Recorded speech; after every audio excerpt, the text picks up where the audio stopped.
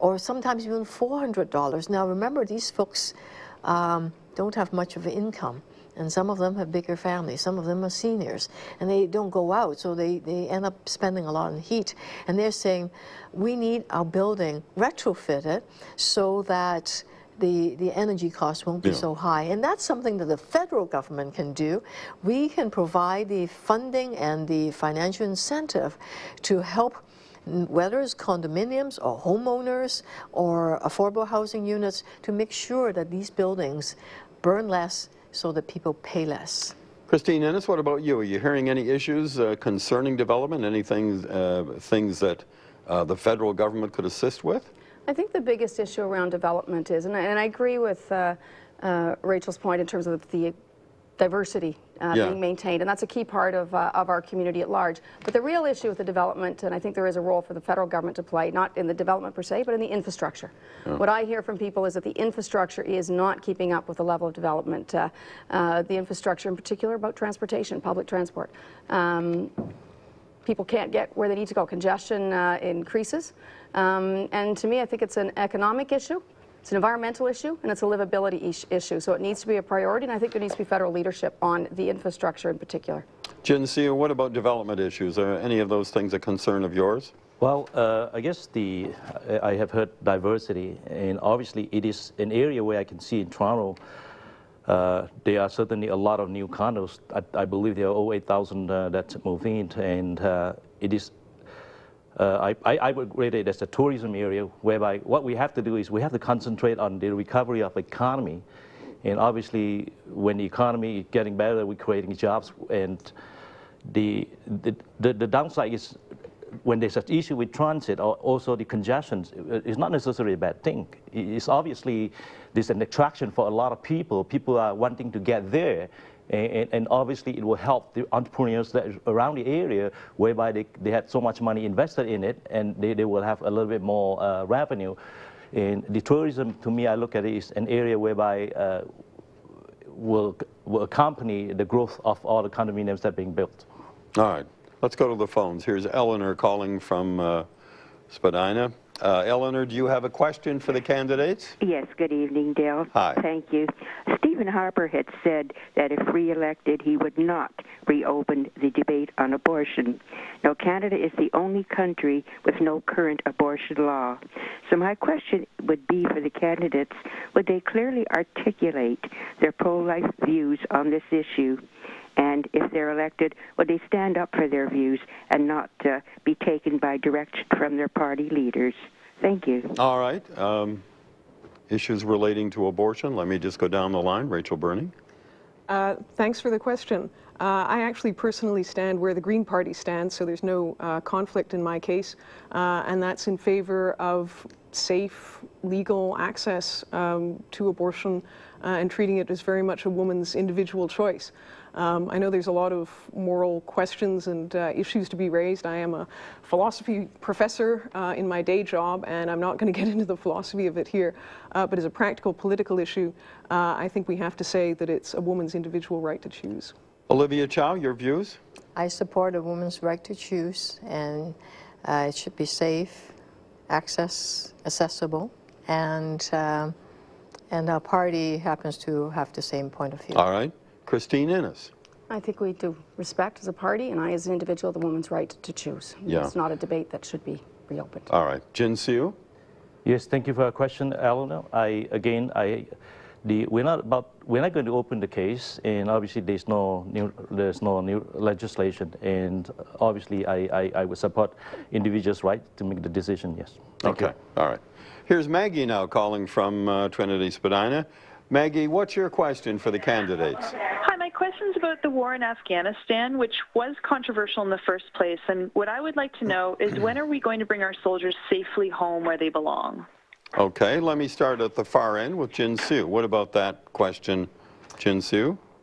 I guess as part of the UN mandate, NATO-led mission to Afghanistan, our men and women in uniform have made Canadians proud for their contribution and remarkable service and sacrifice to the people of Afghanistan. And Canada now non-combat training role will focus on 4 key areas. However, our mission, our combat mission ends 2011. Yes, okay, as decided by, as agreed to by Parliament, right? Okay. Christine Ennis?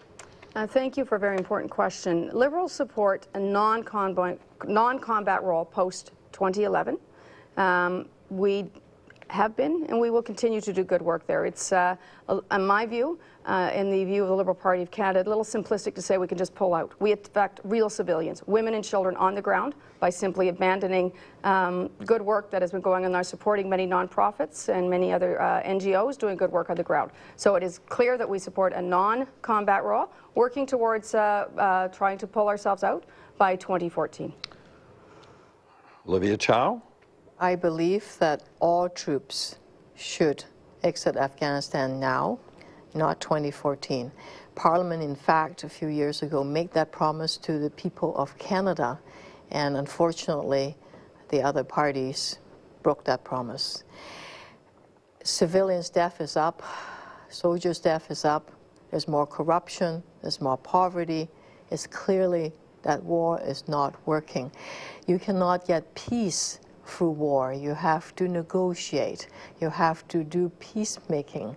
You have to bring in the other countries, whether it's Pakistan or China, to come in a regional direction to have a conversation, to work it out. And just through combat is not going to work. And that's why we believe all troops should come home.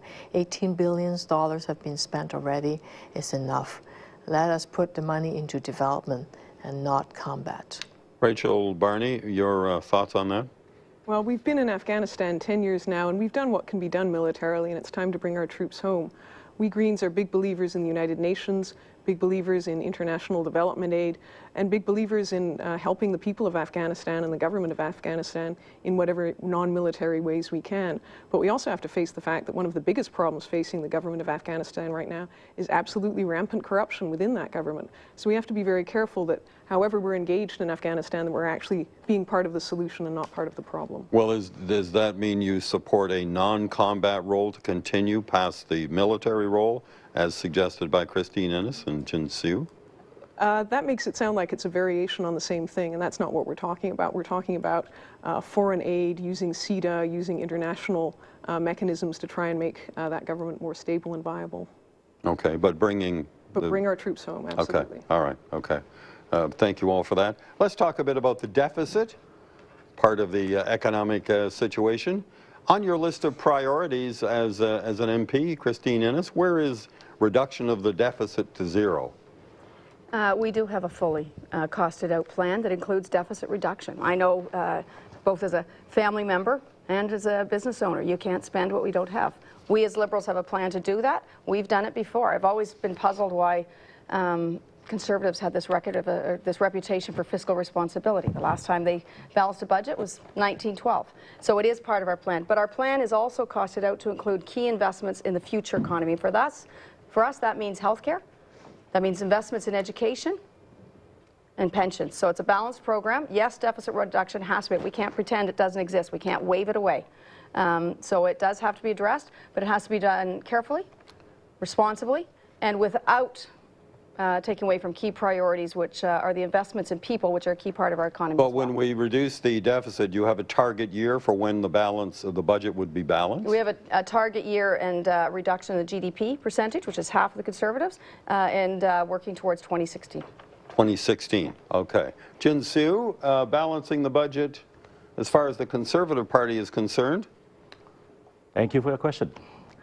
We will have to concentrate on the recovery of this economy, because during this fragile economy, the issue is not deficit, it's the economy.